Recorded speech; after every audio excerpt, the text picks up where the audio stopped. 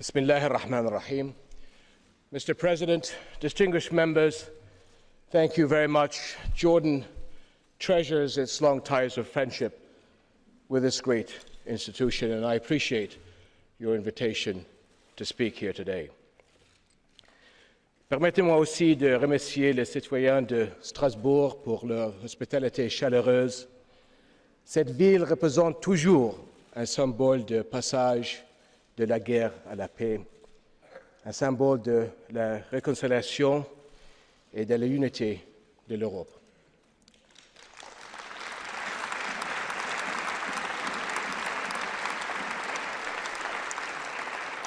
My friends, people thrive where there is mutual respect.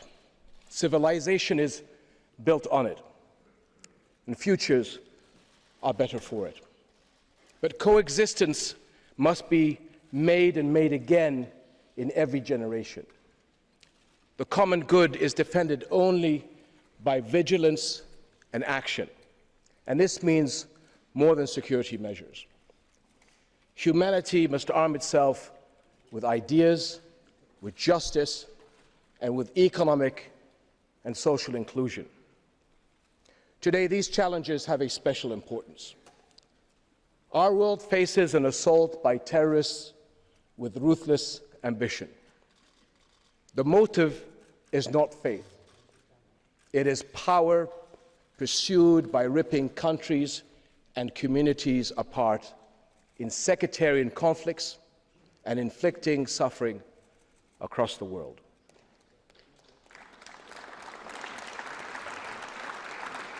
The savage murder by Daesh of Jordan's hero pilot outraged all Jordanians and horrified the world. And Jordan's response has been swift, serious, and determined. And our fight will continue.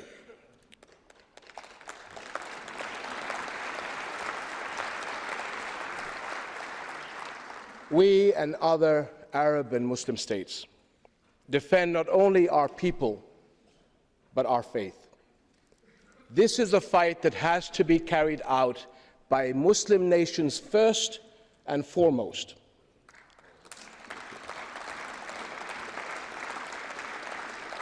This is a fight within Islam.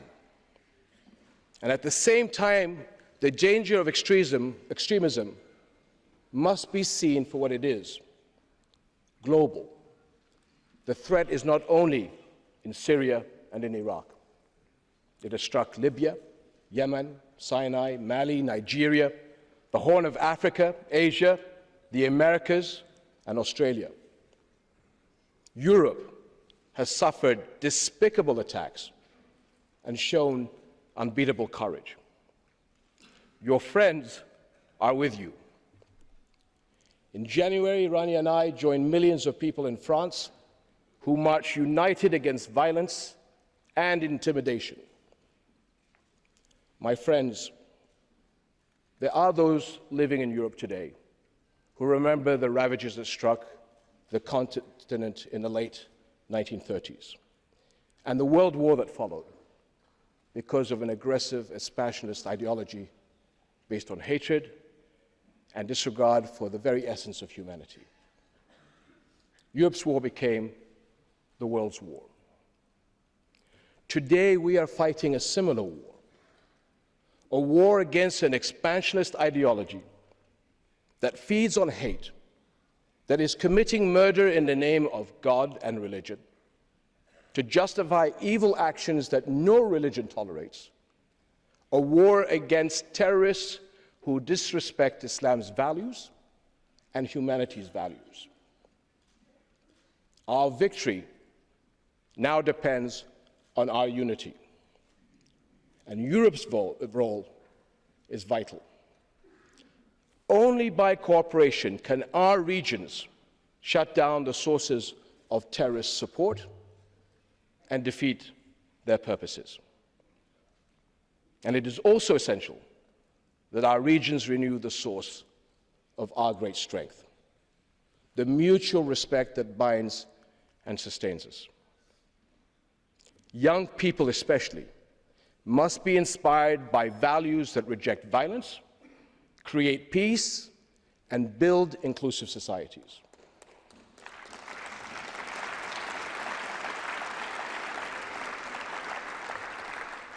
And let me suggest 3 areas of importance. The first is meaningful interfaith outreach, engaging people where they live. A dialogue of respect is a rockbed of all societies. Attacking and excluding others, insulting other peoples and their faith and their convictions, this is no way forward. The future lies in unity and respect, not division and stereotypes.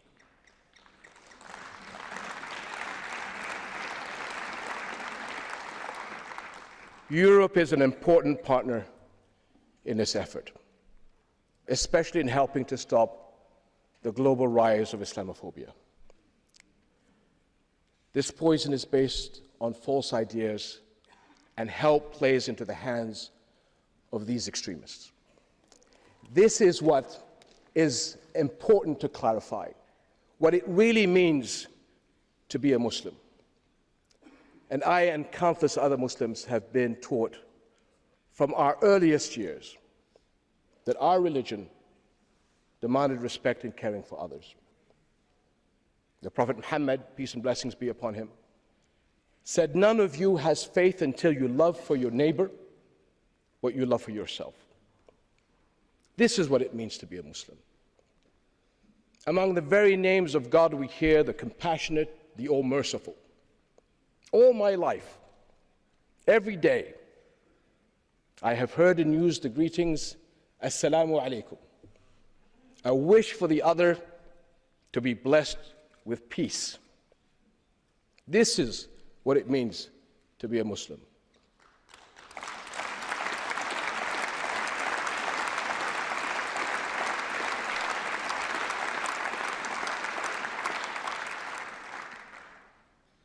More than 1,000 years ago, before the Geneva Conventions,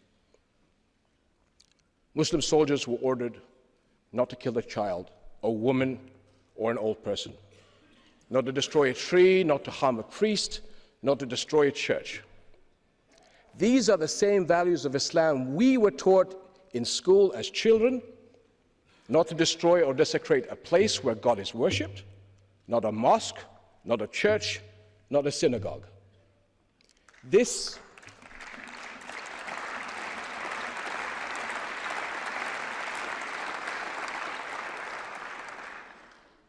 is what it means to be a Muslim. These are the values I teach my children, and they will hand it on to theirs. My friends, I am outraged and grieved by the recent attacks in some countries against Christian and minority communities. This is an offense against humanity as well as Islam. Arab Christians are an integral part of our region's past, present, and future.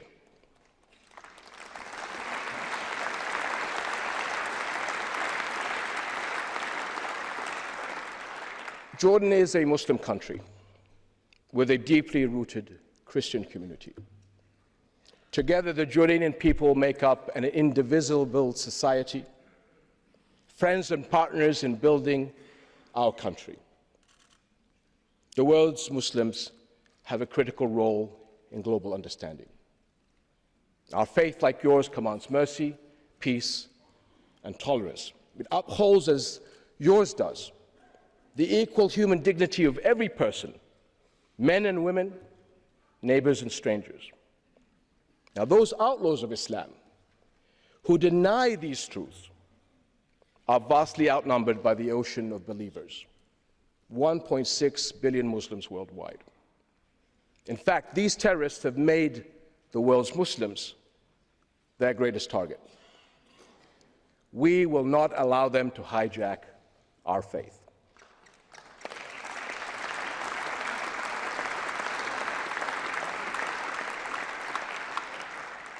My friends, the second area key to global harmony is an international system that gives all people the respect they want and deserve. Again and again, I hear the question, why does not the world defend Palestinian rights? Time after time, the peace process has stalled. And let me say what the situation looks like in reality. More Israeli settlement building, less respect for the occupied Palestinians. This failure sends a dangerous message. It erodes trust in international law and community. It threatens a pillar of world peace, that conflict must be solved by political means, not by force, not by violence. And it has given the extremists a powerful rallying cry. They exploit the injustices and the lingering conflict to build legitimacy and recruit foreign fighters across Europe and the world.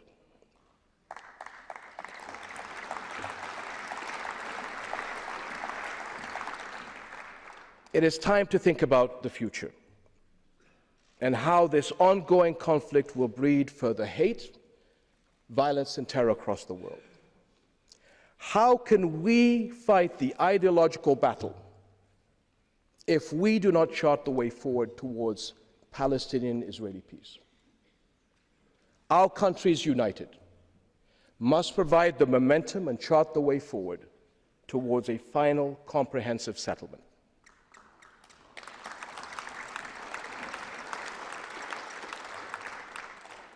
Ladies and gentlemen, a third critical effort is creating deeper hope.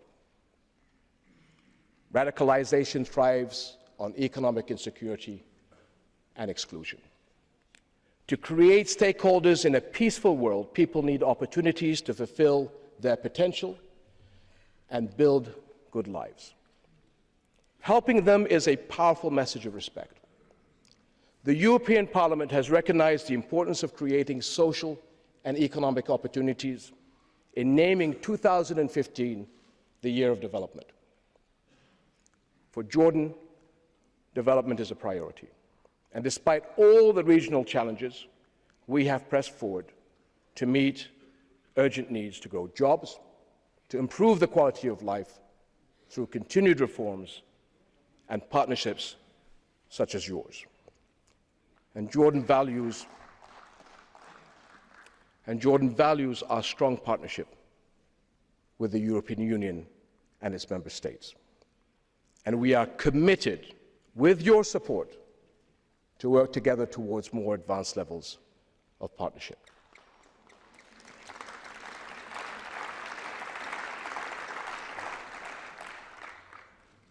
Jordan also takes seriously our moral obligations to others. Despite scarce resources, the people of Jordan have opened their arms to refugees fleeing regional violence. As the President had mentioned earlier, Jordan has taken in thousands of Iraqi Christians over the past year.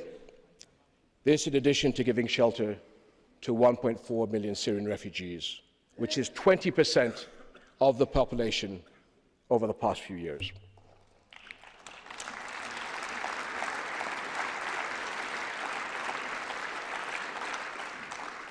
This is more than the equivalent of France hosting the entire population of Belgium. Our small country is now the world's third largest refugee host, and I thank all of you who are helping us to uphold this global responsibility.